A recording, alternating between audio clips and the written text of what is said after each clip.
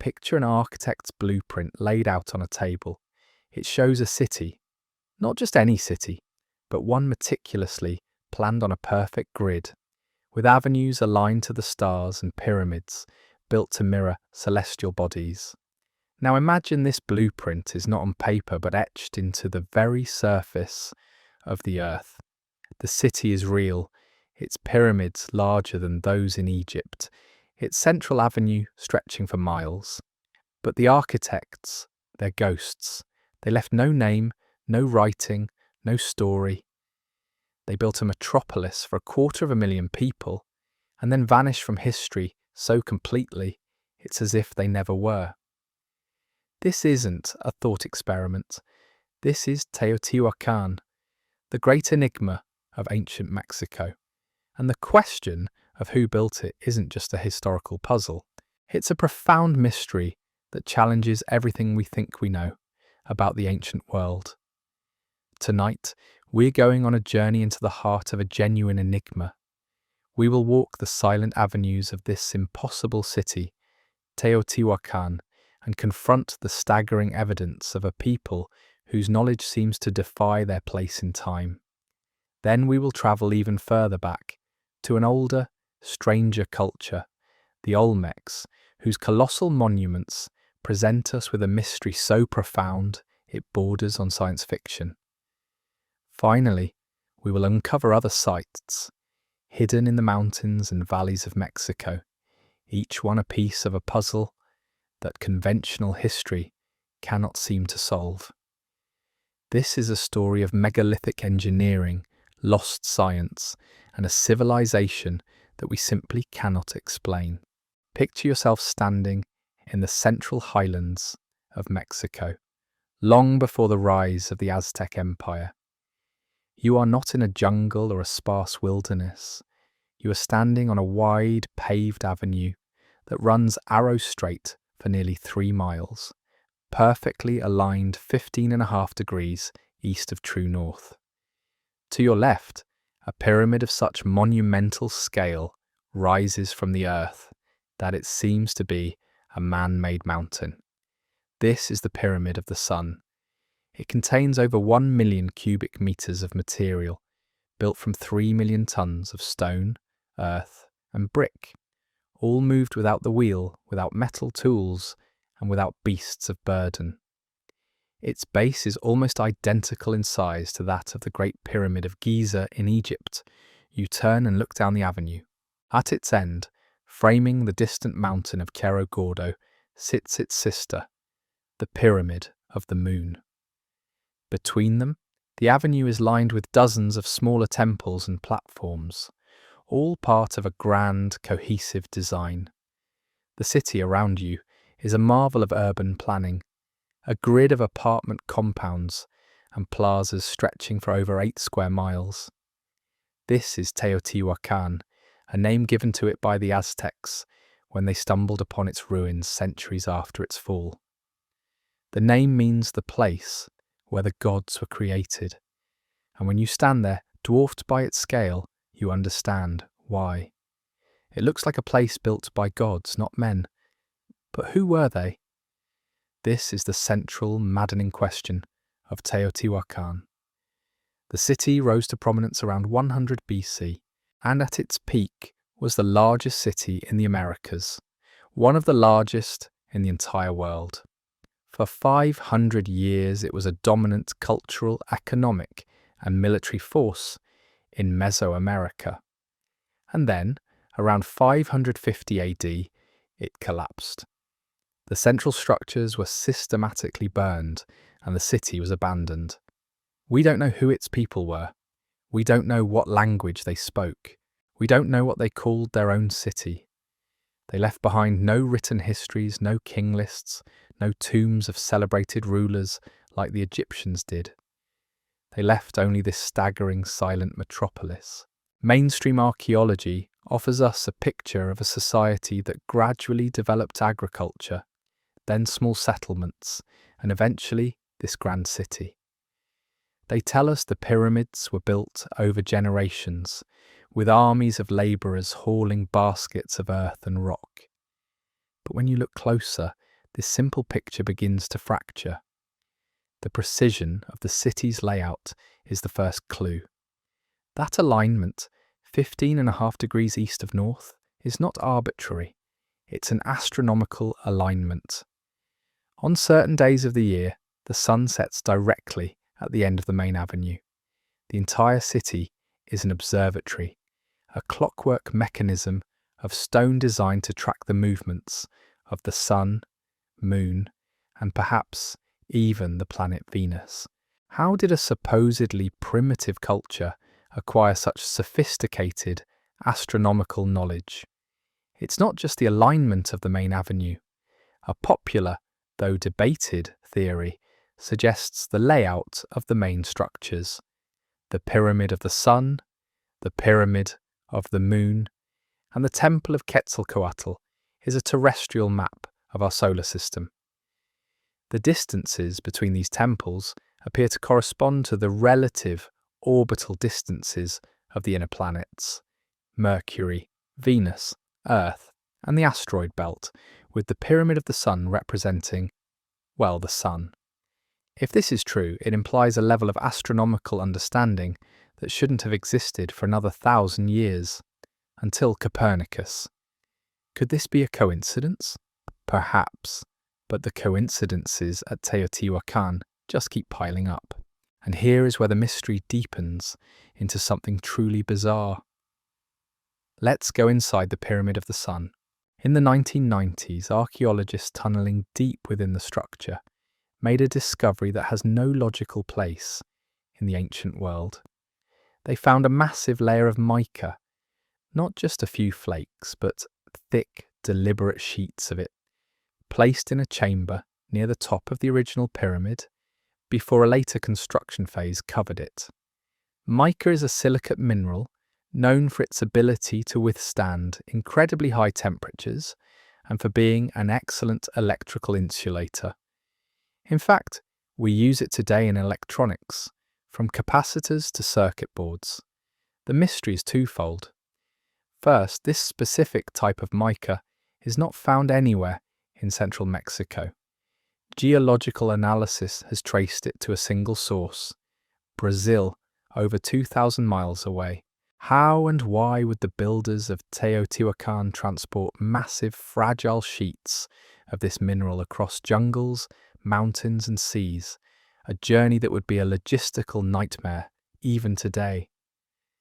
The conventional explanation is that it was for ritualistic purposes, that it glittered and looked beautiful, but this mica was buried deep inside the pyramid. It was never meant to be seen.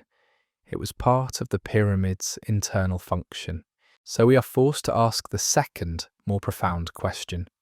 What was that function? Why would you need a material known for its thermal and electrical insulating properties inside a pyramid? Was this structure more than just a temple or a tomb?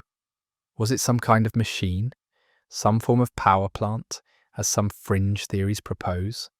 We don't have the answers. But the presence of a high-tech material, sourced from thousands of miles away and buried inside a precisely aligned megalithic structure, tells us that the story we know is incomplete. The people of Teotihuacan were doing something we do not understand. They were working with a level of knowledge that feels anachronistic, out of time. They were, in a very real sense, a civilization we can't explain. To find the roots of this mystery, we have to peel back another layer of time. Before Teotihuacan dominated Mesoamerica, another culture rose and fell, leaving behind an even more profound enigma.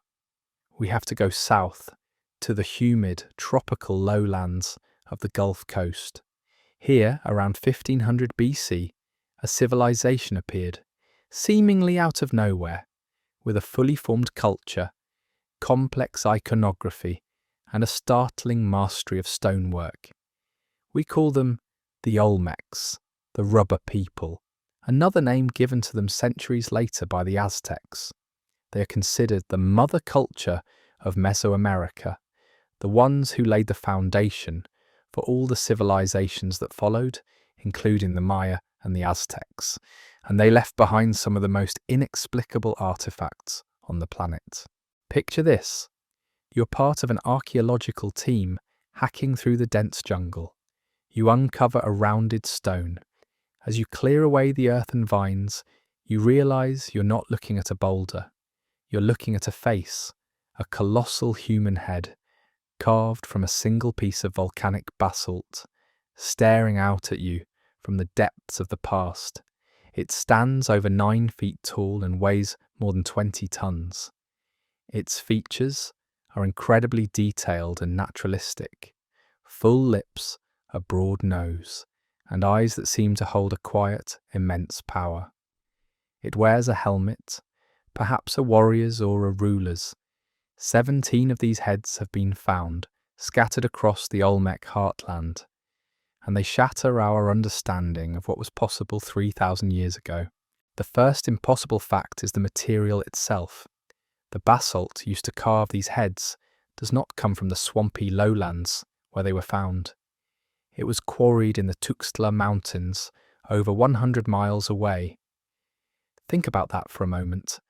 A civilization with no wheel, no draft animals, and no iron tools quarried 20-ton blocks of one of the hardest stones on Earth, somehow transported them through 100 miles of dense jungle and swamps, and then carved them with a precision and artistry that would be a challenge for modern sculptors. How did they do it? The mainstream theory involves immense manpower, log rollers and rafts. It's plausible on paper, but the sheer logistical challenge is staggering. It speaks to a level of social organisation and engineering prowess that seems almost out of place for such an ancient culture. But the real mystery lies not in the how, but in the who. Who are the people depicted in these portraits? Their features are unique in ancient American art. They are unmistakably individual portraits, not generic representations. But the facial features, the broad noses and full lips, have led to intense speculation and controversy. Some researchers have pointed out their striking resemblance to African facial types. This has led to theories of pre-Columbian contact between Africa and the Americas, a concept that is fiercely rejected by mainstream academia. While this theory remains on the fringe, the fact remains that these faces do not look like the other peoples depicted in Mesoamerican art. They are a physical anomaly, a human puzzle carved in stone. The Olmecs present us with a paradox. On one hand, they are the mother culture. We see their influence everywhere. They likely invented the famous Mesoamerican ball game, were pioneers in writing and calendar systems, and established trade networks that stretched across the continent. Yet we know almost nothing about them. Like the builders of Teotihuacan, they left no written histories that we can decipher. Their cities were not sprawling metropolises of stone, but ceremonial centres that rose from the earth and have since been reclaimed by it. Their society appears to have been highly stratified, with a powerful ruling class capable of commanding the labour to create these monumental heads. Then around 400 BC, after more than 1,000 years of cultural dominance, they just vanished. Their ceremonial centres were abandoned. Some of their monuments were deliberately buried. There are no signs of a massive war, no evidence of a cataclysmic natural disaster. They simply disappeared from the historical stage, leaving behind these enigmatic stone heads as their only legacy. Who were they? Where did their advanced knowledge of engineering and art come from? Why did they carve these specific portraits? And why did they go to such Herculean efforts to do so? The Olmecs are not just a missing chapter in the history of Mexico. They are a missing first volume.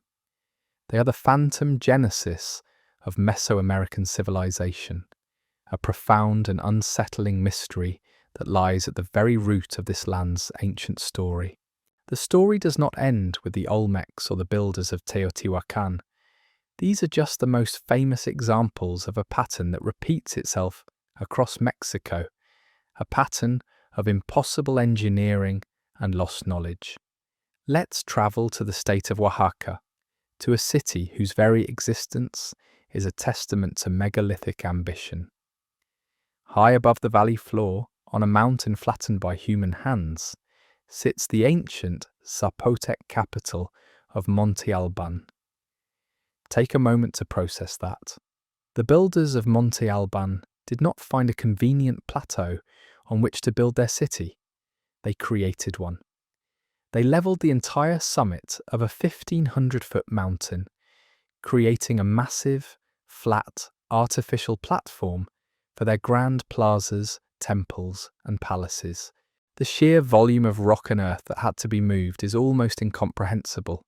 This act of terraforming, of reshaping the very landscape to suit their vision, is an engineering feat that would be daunting even with modern machinery.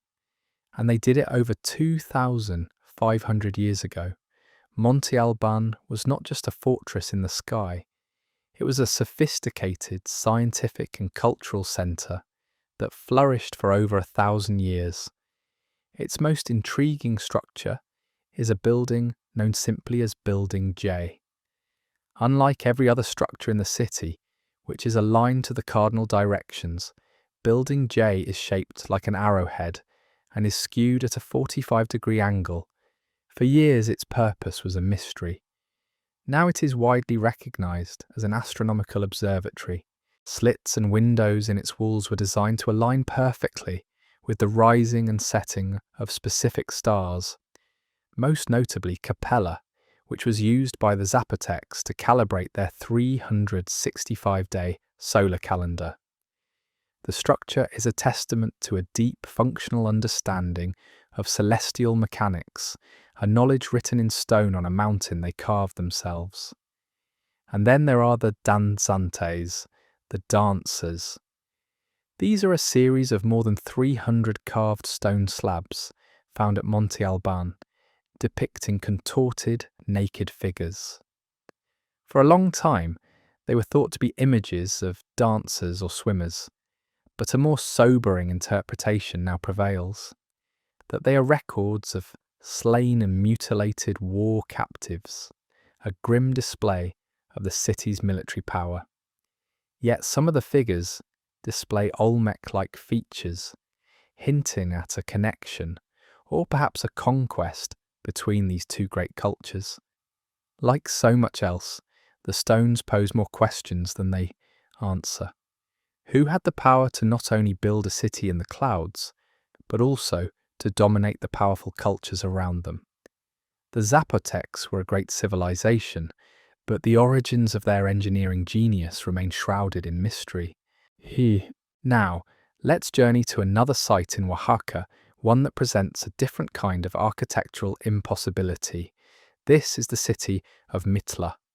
At first glance, it lacks the sheer scale of Teotihuacan or Monte Alban, but as you get closer, you see something utterly mind-blowing. The walls of the palaces at Mitla are covered in intricate geometric patterns of breathtaking complexity. This is not carved relief work. These are mosaics. They are made from tens of thousands of individual, small, precisely cut and polished stones, fitted together so perfectly, without any mortar, that you cannot slip a piece of paper between them. There are over a dozen distinct geometric designs repeated across the palace walls. Each stone had to be cut to fit its specific place in the puzzle. The level of precision is frankly inhuman. It looks less like ancient stonework and more like a modern microchip or a complex circuit board rendered in stone. How was this achieved?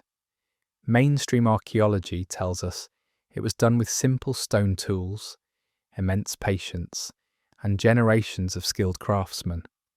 But the sheer perfection and scale of the work challenges that explanation. It suggests a mastery of mathematics, geometry, and stone-cutting technology that feels far more advanced than what we attribute to the Zapotec and Mixtec cultures who occupied this site. Think about the planning required.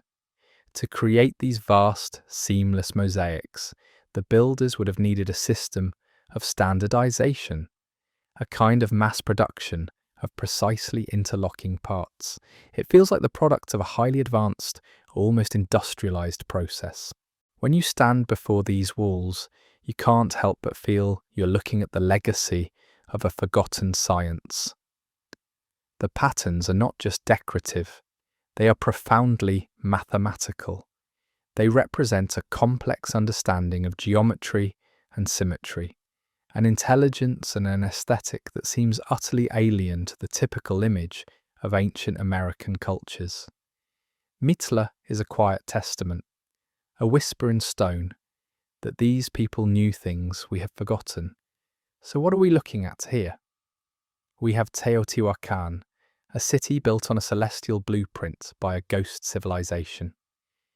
We have the Olmecs, who appear from nowhere, quarry and transport 20-ton blocks of basalt to carve enigmatic portraits, and then vanish.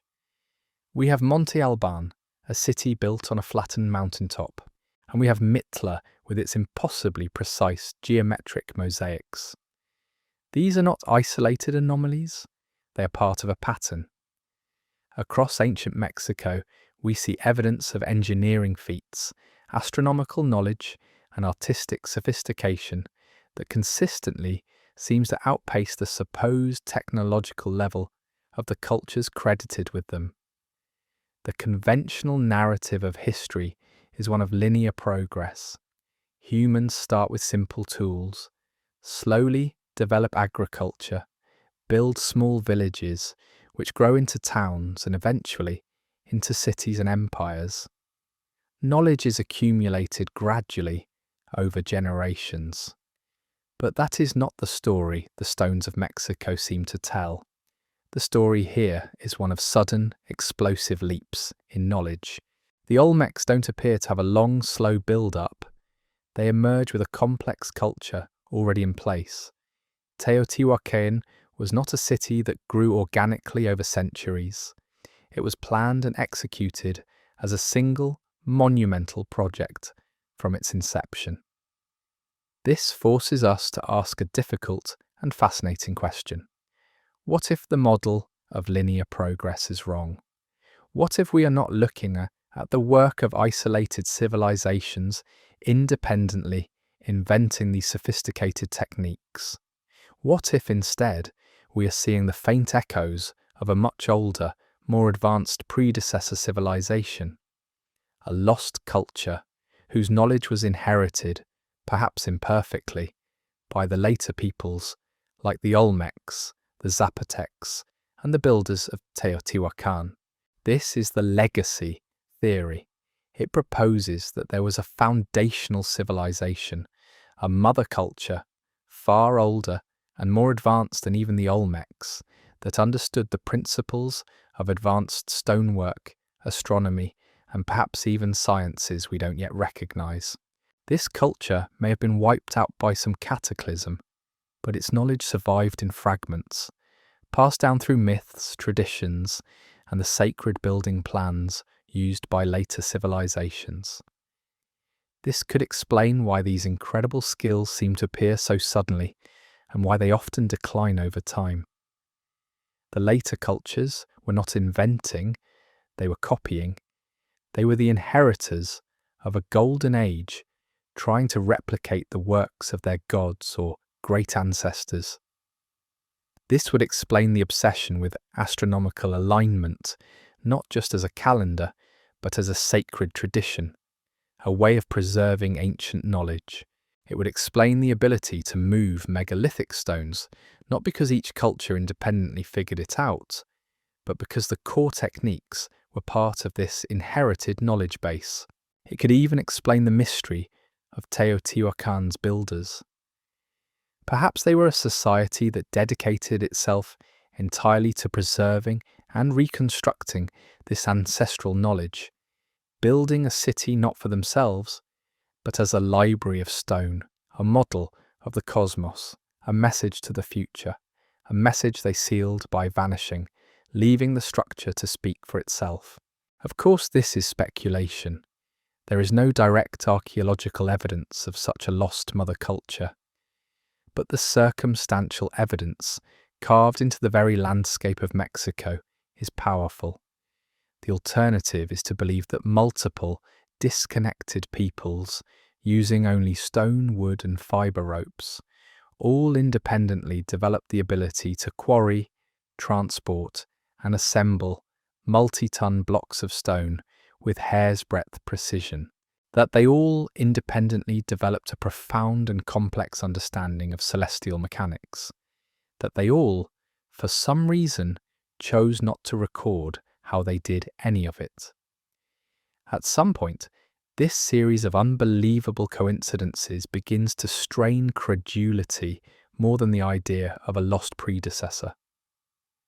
What are the implications of this? It means our timeline of human civilization might be fundamentally wrong. History may not be a straight line of progress from primitive to advanced. It might be a series of cycles of great rises and devastating falls. We could be a species with amnesia, living amongst the ruins of forgotten golden ages, blind to the true capabilities of our own ancestors, the stones of Teotihuacan, the heads of the Olmecs, the flattened peak of Monte Alban. They are not just tourist attractions. They are anomalies that point to a profound gap in our knowledge. They are evidence that a significant piece of the human story has been lost, or perhaps has yet to be found. Think about the mica in the Pyramid of the Sun, a high-tech insulator brought from 2,000 miles away and buried for a purpose we cannot fathom. This single artifact is a powerful symbol of the entire mystery. It is something that should not be there. It violates our expectations of the past. And when you find one thing that shouldn't be there, you must begin to question everything else. Yes, you think you know. If they could transport those fragile sheets of mica across a continent, what else could they do? If they understood its properties as an insulator, what other properties of materials did they understand? We look at these ruins with a sense of modern superiority. We have our computers, our spacecraft, our global communication network.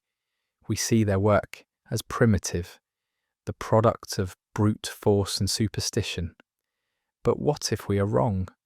What if their science was simply a different kind of science, a science based on a deeper understanding of natural energies, of acoustics, of geology, and of the Earth's relationship with the cosmos? What if the pyramids were not just tombs, but functional structures designed to harness some form of energy? What if the intricate patterns at Mitla were not just art, but a form of resonant technology? These ideas take us to the very edge of our understanding, but the evidence on the ground demands that we ask these questions. To dismiss the precision of Teotihuacan's layout as a coincidence, or the transport of the Olmec heads as a simple matter of manpower, is to willfully ignore the scale of the achievement. It is an intellectual laziness that stems from a refusal to believe that our ancestors could have been our equals, or perhaps in some ways our superiors. The civilizations of ancient Mexico are a stark reminder of the fragility of knowledge. These were not small scattered tribes. They were vast, powerful societies that built cities to rival any in the ancient world. They commanded armies, managed complex economies, and possessed a deep understanding of the world around them. And yet they could fall. Their knowledge could be lost. Their very names could be erased from history, leaving only silent, impossible structures behind. When you walk the Avenue of the Dead at Teotihuacan, you're walking through the ghost of a dream of a perfectly ordered cosmos, of a society aligned with the heavens.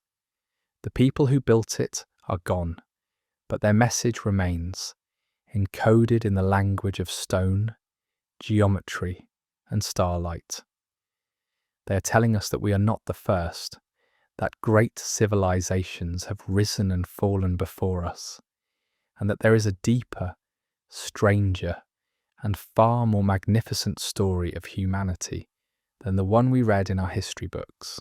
The ultimate truth is that we do not know. We have theories, we have hypotheses, but the central mystery endures. Who were these master builders?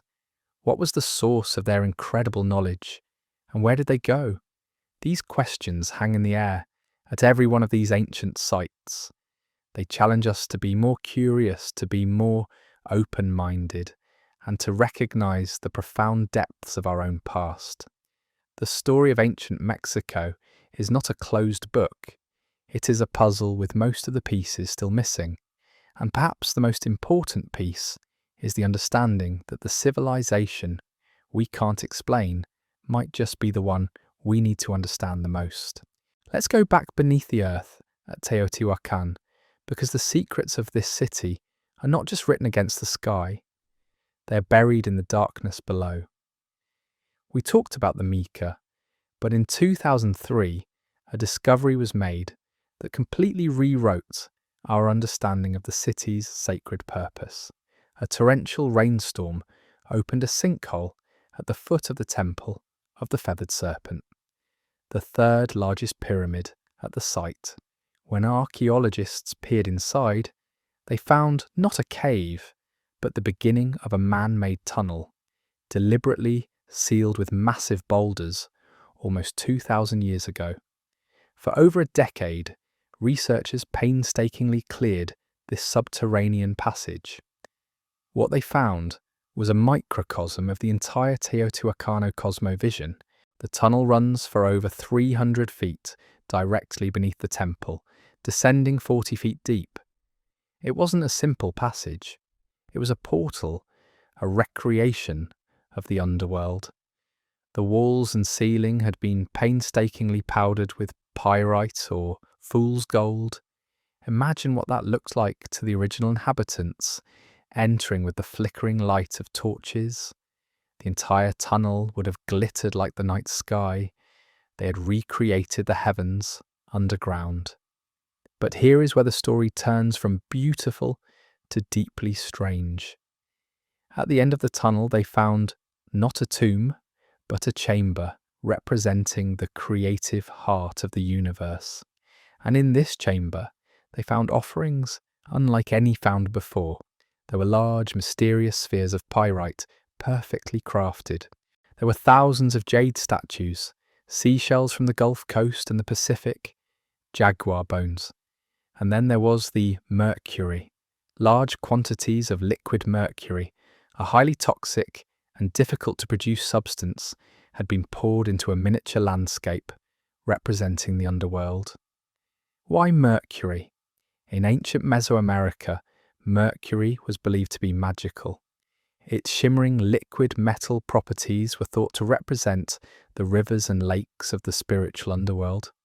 But to produce it in such quantities required a sophisticated understanding of chemistry, heating cinnabar ore to release the toxic vapour, and then condensing it. It was high-tech, and it was incredibly dangerous. So, we have a city aligned to the stars above, with an artificial underworld beneath it that uses powdered pyrite to mimic the cosmos and liquid mercury to represent sacred waters. Does this sound like a primitive culture, simply worshipping the sun? Or does it sound like a complex three-dimensional model of reality, a machine for interfacing with the cosmos? The mercury, the pyrite, the astronomical alignments. These are not random ritual elements. They are precise, technical choices. They suggest a deep, functional understanding of physics, chemistry, and resonance. The builders of Teotihuacan weren't just making a symbolic representation of their beliefs. They were building a working model. The question is, what was it designed to do? The city's obsession with water doesn't end there. Teotihuacan is crisscrossed by a complex network of underground drains and canals, many of them carved directly into the bedrock before the city was even built. This wasn't just for wastewater. The entire city was built on a hydraulic grid. The San Juan River was deliberately diverted from its natural course to flow directly through the center of the city, perfectly integrated into the celestial alignment of the Avenue of the Dead. This was a monumental feat of engineering in itself. What if the flow of water, like the flow of light from the stars, was an integral part of the city's function? We think of technology in terms of wires and circuits, but what if these people had mastered a form of hydraulic or sonic technology? What if the movement of water through these precisely angled channels, combined with the resonant properties of the pyramids themselves, was designed to generate a specific energy field? It sounds like science fiction, but then you look at the evidence: the diverted river, the glittering tunnel, the liquid mercury, the high-tech mica insulator, buried in the core of a pyramid. The stones are practically screaming at us that this was not just a place of worship. It was a place of science, a different kind of science. And this science had a darker side. When archaeologists excavated the temple of the feathered serpent, they found something that shattered the old image of Teotihuacan as a peaceful, utopian city. They discovered mass graves. More than 200 skeletons were found, buried in pits around and beneath the pyramid's foundations. These were not honoured nobles. They were overwhelmingly young men, likely captured warriors. Their hands were tied behind their backs. Many wore necklaces made of human jaws. They were sacrifices dedicated to the consecration of the pyramid. This adds a terrifying layer of complexity to the mystery. The same minds that conceived of a city aligned with the planets also conceived of its foundation being built upon an ocean of human blood. It reveals a worldview so alien to our own, it is difficult to comprehend. The astronomical precision was married to a brutal, ritualistic violence. It suggests a society under immense pressure, or one that believed such offerings were a fundamental requirement to keep the cosmos in balance, or perhaps to power the very machine they were building. Who were these people who could simultaneously map the heavens and engage in such horrifying rituals? The paradox is profound. They were astronomers and architects of staggering genius, and they were also practitioners of a religion whose demands we find monstrous. Let's leave this enigmatic city and travel further back in time, back to the Olmecs. We've talked about the heads, but to truly grasp their strangeness, we need to look at their other art. There is a statue found at the site of San Lorenzo, known as the Wrestler, or more accurately, the Luchador. It is a masterpiece of naturalistic sculpture. It depicts a man with a moustache and beard, sitting cross-legged, his arms raised as if in a posture of tension or power. The detail is what is so shocking. The musculature of the arms, the tension in the abdomen, the subtle contours of the face. It shows a profound understanding of human anatomy. It looks like it could have come from classical Greece or Rome, yet it was carved from basalt 1,000 years before the Parthenon was even conceived. It doesn't fit with the more stylized art of later Mesoamerican cultures. Like the colossal heads, it feels like an artistic anomaly, a sudden leap in skill and style that came from nowhere. Where did the Olmecs learn to represent the human form with such stunning realism? It's another piece of the puzzle that suggests they were not starting from scratch. They were heirs to an older, more sophisticated artistic tradition. And what about their writing? In the late 1990s, road builders in Veracruz stumbled upon a stone tablet covered in strange glyphs. This became known as the Cascajal block. It contained 62 distinct symbols arranged in patterns. Some resemble familiar Olmec icons like corn or fish, but most are entirely abstract. This is, by far, the oldest known writing in the Western Hemisphere, dating back to at least 900 BC, and it is completely undecipherable. Think about what this means. It's like finding a single encrypted file from a computer that has been extinct for 3,000 years. The Cascajal block proves that the Olmecs possessed a true writing system, a technology for recording complex information. But because this is the only example we have no way to crack the code. We have no Rosetta Stone. What knowledge is locked away in those symbols? Is it a king list, a religious text, or is it something more? Could it be a scientific formula or a history of their origins? The fact that a culture this ancient had a fully developed script, which then vanished and was replaced by later, different systems, is deeply suggestive. It implies that a whole world of Olmec knowledge existed, was written down, and has now been almost entirely lost to us. We are looking at the ghost of a forgotten literature. This lost world was centered on a powerful and to us deeply bizarre spiritual idea, the concept of the were-jaguar.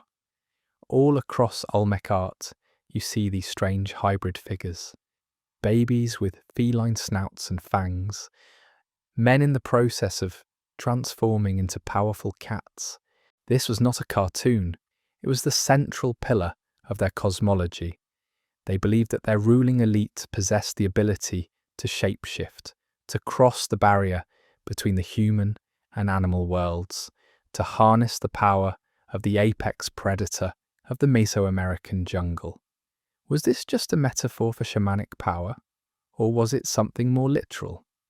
What kind of worldview leads an entire civilization to obsess over the concept of human-animal hybrids? It hints at a very different understanding of biology and consciousness.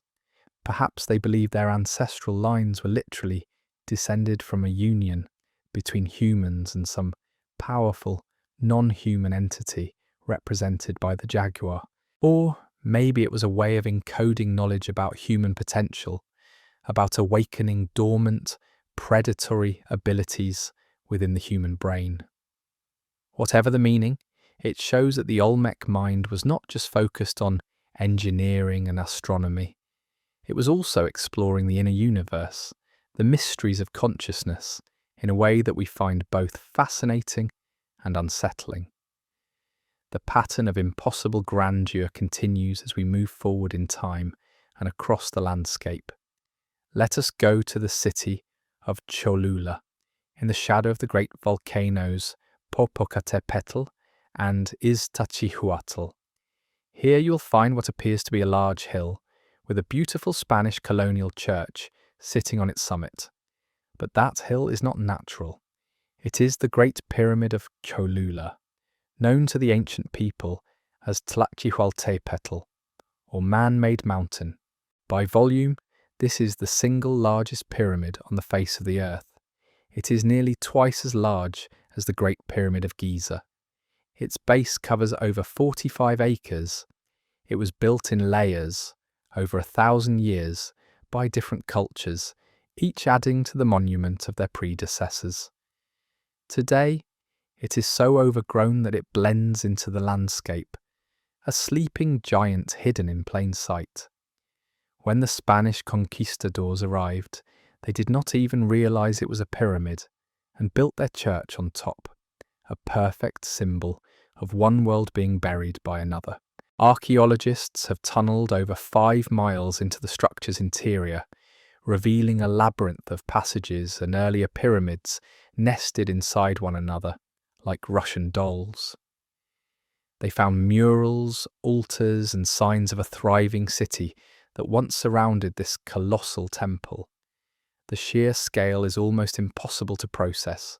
How many millions of man-hours, how many generations were dedicated to building this artificial mountain?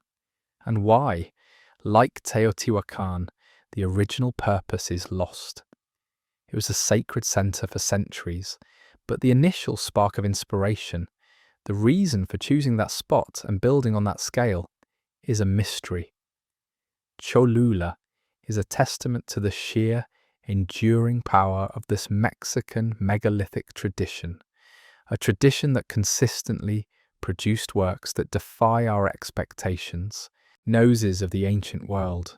Now we must travel into the Mayan world, to the jungle city of Palenque. The Maya were the inheritors of many Olmec and Teotihuacano traditions, and they developed them to new heights of artistic and scientific sophistication. In 1952, the archaeologist Alberto Ruz Luillier noticed something strange about the floor of the Temple of the Inscriptions, the grandest pyramid at Palenque. He found a stone slab with plugs in it, and upon lifting it, discovered a hidden staircase filled with rubble leading deep down into the heart of the pyramid.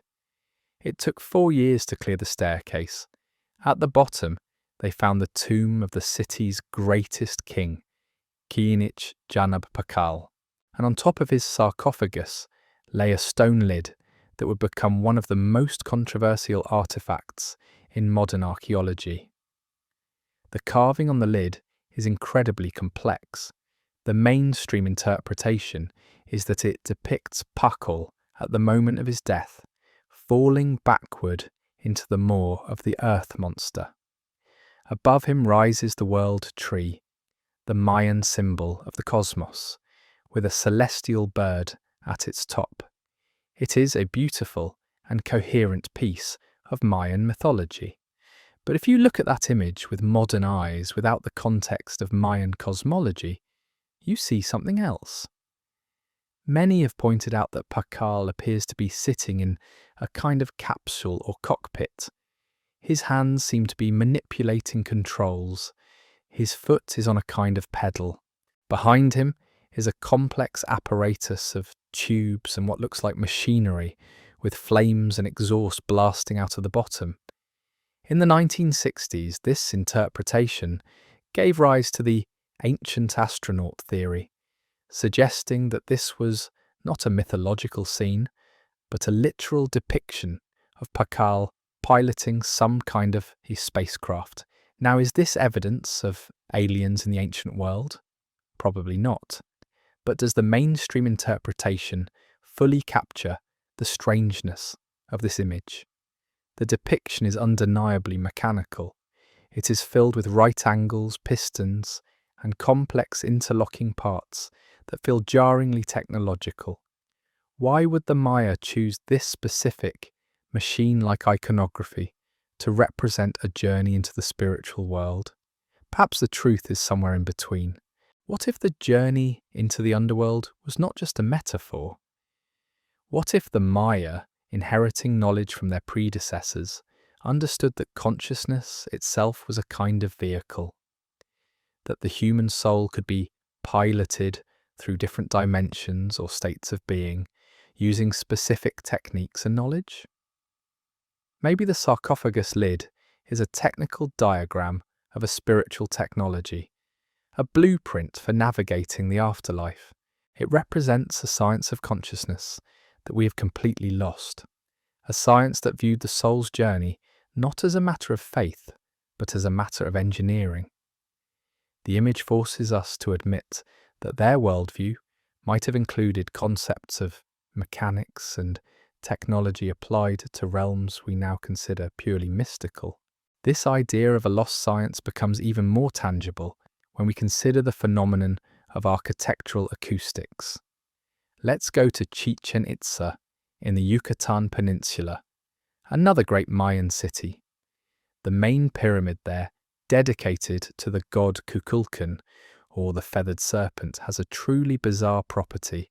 If you stand at the base of the pyramid and clap your hands once, the echo that comes back is not a clap.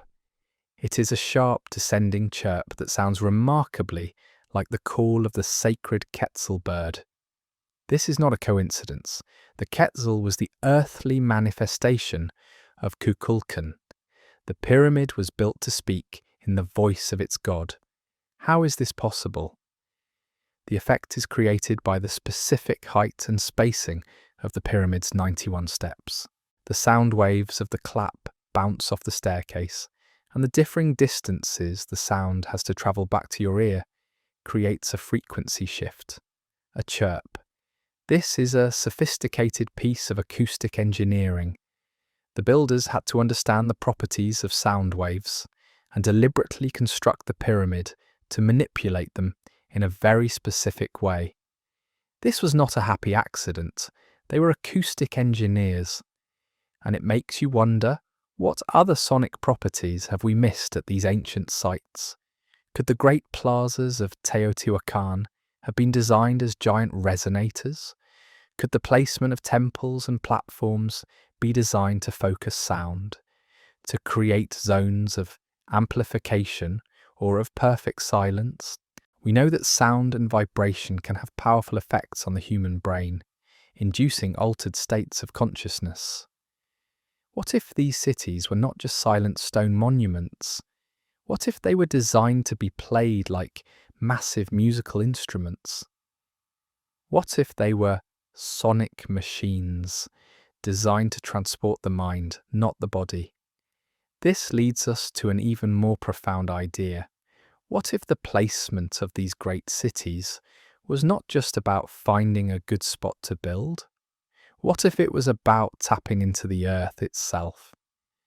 The concept of geomancy, the idea that specific locations on the planet have unique energetic properties, is ancient. Many modern researchers, looking at the global distribution of megalithic sites, have proposed that our ancestors were not building at random. They were finding and marking a planetary grid of energy lines, or ley lines. From this perspective, flattening a mountaintop to build Monte Alban was not just about getting a good view. It was about creating a perfectly stable platform on a specific energetic node.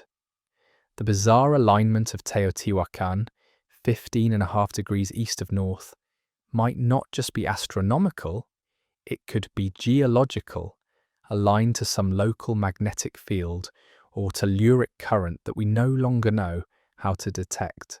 This would explain the Herculean effort involved.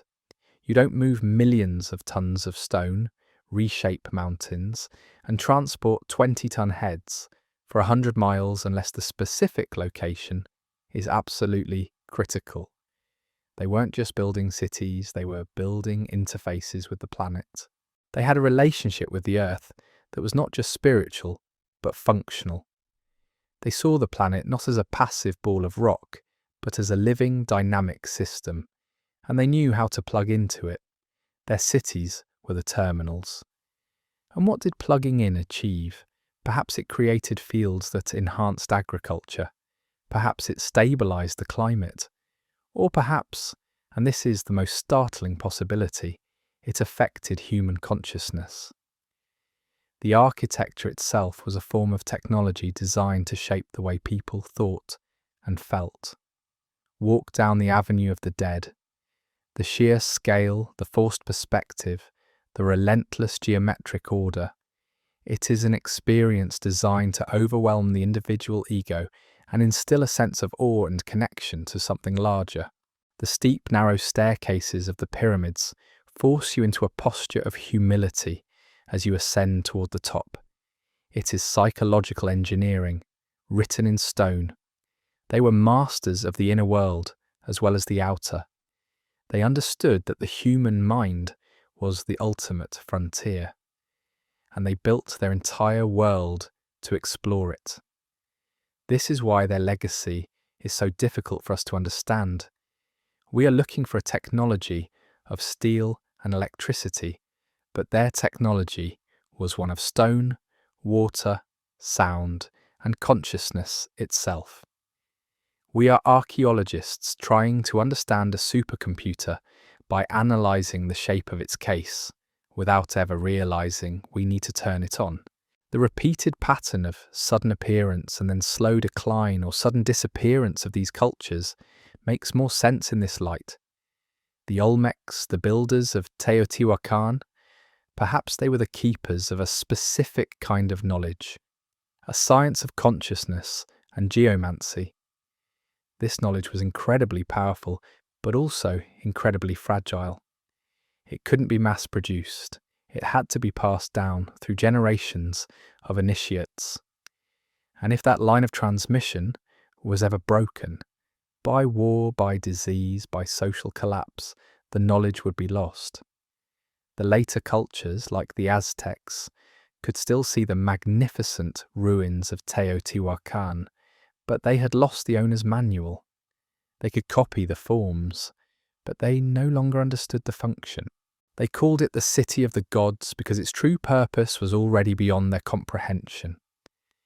We are in the same position as the Aztecs, standing in awe before something we do not understand. But we have a responsibility to ask the questions they could not. We must look at the totality of the evidence, the impossible engineering, the anachronistic materials, the celestial and geological alignments, the acoustic properties, the consciousness-altering art and architecture, and admit that our current model of the past is insufficient. It does not explain these things. It dismisses them as coincidences or ritual oddities. But when the coincidences pile up this high, they cease to be coincidences. They become a pattern that points to a missing chapter in the human story, a chapter about a time when we were perhaps very different, and in some ways far more advanced than we can currently imagine. The ghosts of ancient Mexico are not just asking us who they were, they are asking us who we are and what we have forgotten. Let's pause for a moment on this idea of tools. We are told these feats were accomplished without metal. The primary cutting tool available was obsidian. Now, if you've ever held a piece of volcanic obsidian, you know it is a remarkable material. It fractures with a conchoidal pattern, creating an edge that is, on a molecular level, sharper than any steel scalpel we can produce today. It is, quite literally, the sharpest edge on Earth. But here is the paradox. Obsidian is also incredibly brittle. It's volcanic glass.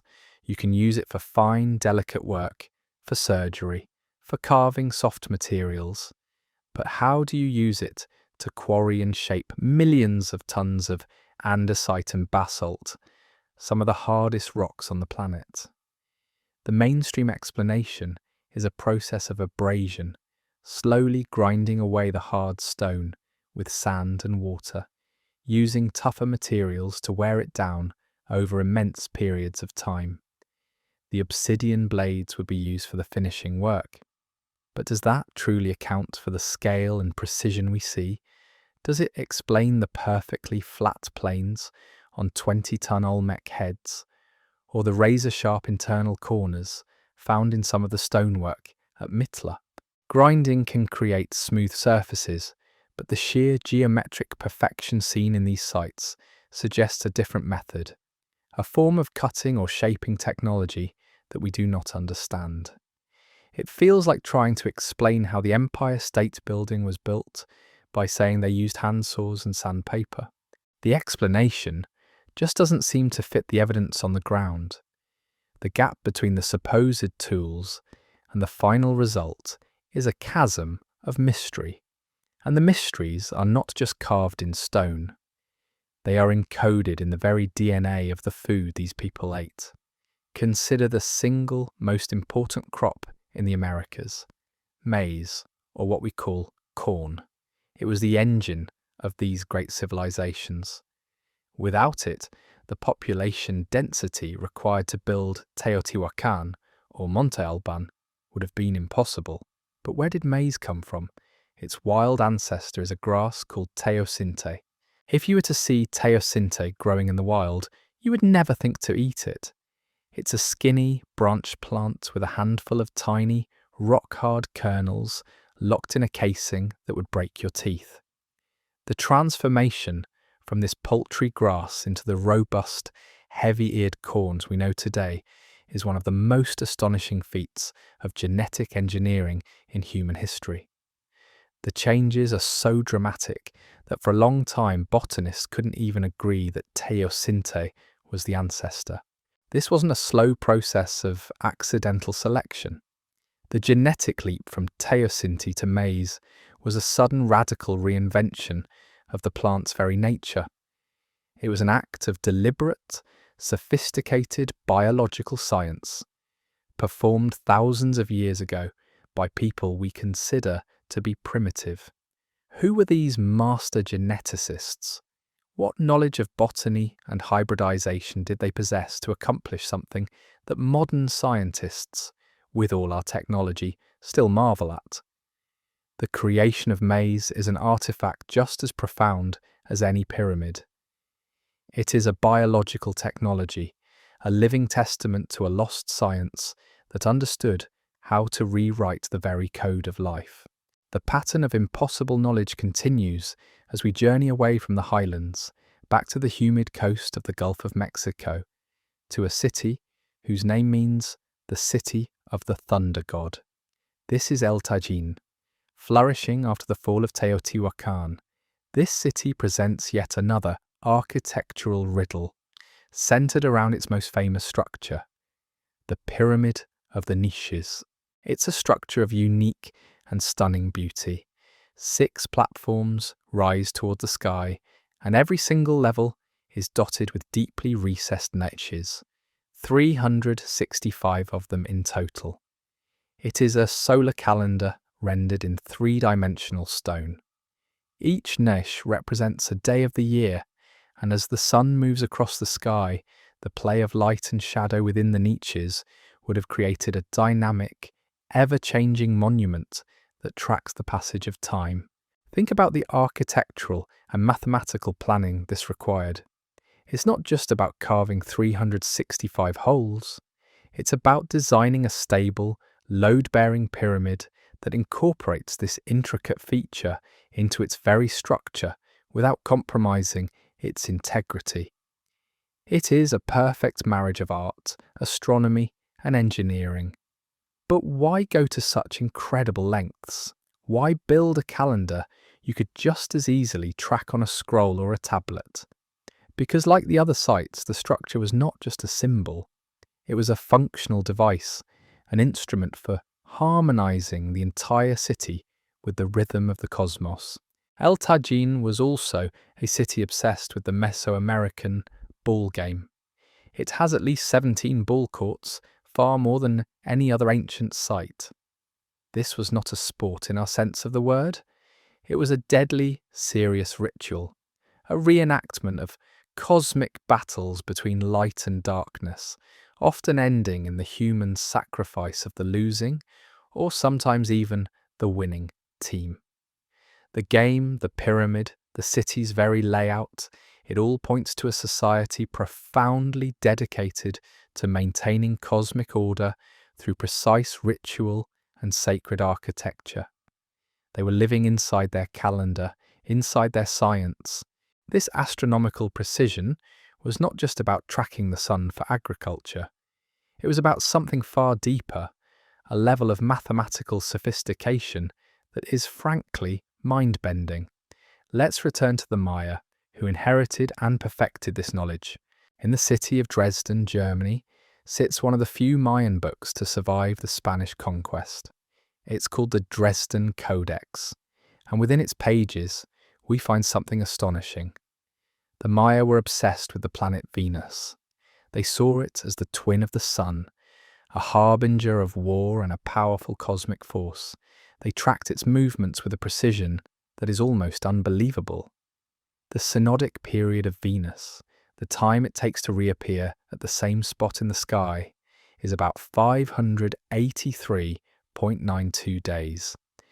The Dresden Codex contains a complex astronomical table that tracks this cycle, and its calculations are so accurate that its error rate is just 1 day in 6,000 years. Let that sink in.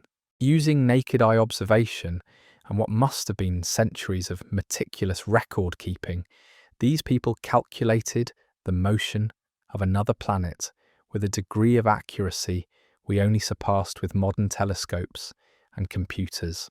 This isn't just priestly observation, this is high-level data science and predictive mathematics.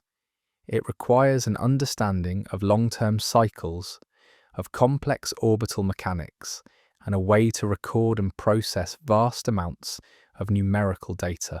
How did they process that data? It required a key piece of intellectual technology, something that only 2 cultures in history ever invented from scratch: the concept of zero. The Maya independently developed a symbol for the numerical concept of nothingness. This might seem simple, but it is one of the most profound leaps in human thought. Without zero, there is no placeholder system, and without that, complex mathematics like the kind needed to track Venus is virtually impossible. The Romans, for all their engineering genius, never had it. The Greeks, for all their philosophical brilliance, never had it. But the Maya did.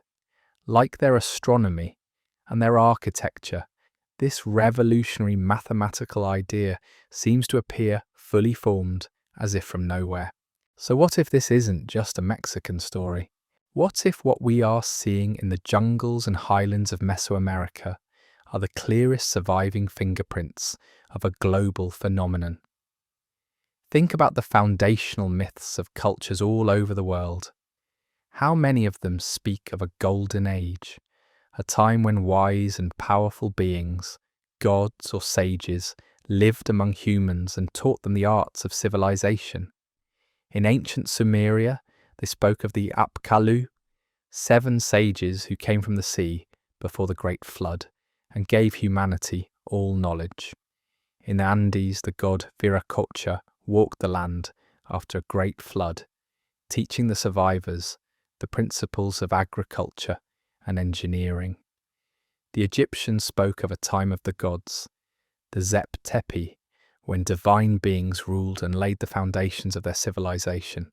Plato, in his dialogues, tells the story he heard from Egyptian priests about a mighty island empire named Atlantis, a hub of advanced science and engineering that was swallowed by the sea in a single day and night of misfortune. Are these all just disconnected fables, or are they the fragmented, mythologized memories of a single, real event? A global, advanced civilization that was wiped from the face of the earth by a cataclysm, a great flood or some other planetary disaster, a civilization whose survivors scattered across the globe, carrying with them fragments of their ancestral knowledge. This is not to say that the pyramids in Mexico were built by Atlanteans, but it suggests that the people who did build them may have been the heirs to a legacy of knowledge that predates all of our recorded histories. This would explain the pattern we see not just in Mexico, but worldwide: the sudden appearance of sophisticated astronomy, megalithic construction, and advanced mathematics in cultures as diverse as Egypt, Sumeria, and Mesoamerica. They weren't all independently inventing the same, impossibly difficult things at the same time. They were drawing from a common well of forgotten knowledge. They were remembering a science, not inventing it. From this perspective, the ruins of Teotihuacan and the heads of the Olmecs take on a new, even more profound significance. They are not just the relics of isolated local cultures. They may be the most well-preserved monuments of a lost chapter of the human story, a chapter that has been almost entirely erased from our memory. They are a message not just from the Aztecs or the Maya, but from a civilization so ancient its name is not even a whisper on the wind. Let's look again at the Pyramid of the Sun. We've talked about its scale, its alignment, its mica, but there's another feature, perhaps the most important one. Directly beneath the centre of the pyramid lies a natural cave, modified and expanded by human hands to form a series of chambers in the shape of a 4-leaf clover. This cave was there first. The pyramid, all 3 million tons of it, was deliberately and precisely constructed on top of this specific spot. This was the sacred heart of the entire city. It was considered a place of cosmic origin, a womb from which humanity or the gods emerged. The entire metropolis, with its celestial grid and monumental architecture, was an extension of the power inherent in this one specific location on the Earth. This wasn't a random choice. It was a deliberate act of plugging this immense structure into a pre-existing source of natural power. This tells us something fundamental about their worldview. They saw the Earth not as a backdrop, but as a participant. Certain places held power. They were nodes, connection points between the physical and spiritual worlds. Their science, their engineering, was a science of place. Their grandest achievements were about finding these places and then amplifying and harmonizing with their energies. This is a concept so foreign to our modern, dislocated way of thinking that we struggle to even take it seriously. But to them, it was clearly the most important principle of all. Consider, too, the sheer sensory experience they were creating. We see the ruins as silent grey stone, but we have to imagine them as they were. The walls of Teotihuacan were coated in white plaster and then painted with vibrant murals in reds, blues and yellows. The sound of running water would have echoed through the canals. The plazas would have resonated with the sounds of chanting, drumming, and perhaps even the engineered acoustics we see at Chichen Itza. The air would have been thick with the smell of burning copal incense. This was not a city you just looked at. It was a total sensory environment, a machine designed to induce a specific state of consciousness. It was an engine for altering perception. Every element, the geometry, the colours, the sounds, the smells, was a carefully calibrated part of a technology aimed at opening the human mind to other realms of experience. It was a form of mass spiritual engineering, and the scale of it is simply staggering. It makes our modern attempts at virtual reality look like child's play. They were building a reality, not simulating one. Let's pause on the idea of tools. We are told these feats were accomplished with obsidian, volcanic glass. It has an edge sharper than any steel scalpel, but it's also incredibly brittle. How do you use it to quarry and shape millions of tons of basalt? The official explanation involves slowly grinding the stone down. But does that truly account for the razor-sharp internal corners and perfectly flat planes we see? The gap between the supposed tools and the final result is a chasm, and their science wasn't just in stone, it was in life itself. Consider the engine of these civilizations. Maize or corn, its wild ancestor, teozinte, is a paltry grass with a few rock-hard kernels. The transformation into the robust corn we know today was a feat of sophisticated genetic engineering, performed thousands of years ago by people with a deep, functional knowledge of biology. It is a living artifact of a lost science. So what does this mosaic of evidence truly paint for us? It's a breathtaking portrait of a civilization, or perhaps multiple civilizations, whose understanding of reality, biology, and the very fabric of existence was exponentially more sophisticated than we dare to imagine. They weren't just chipping away at stone, they were sculpting consciousness itself, mastering genetics and perhaps even manipulating forces we still categorize as impossible. This isn't just about ancient people doing incredible things. It's about a foundational paradigm shift in our understanding of human potential, challenging every textbook, every timeline, every assumption we hold dear about our past. What if the limits we perceive for ourselves today are merely echoes of a forgotten knowledge, waiting for us to rediscover the keys? The implications are truly staggering.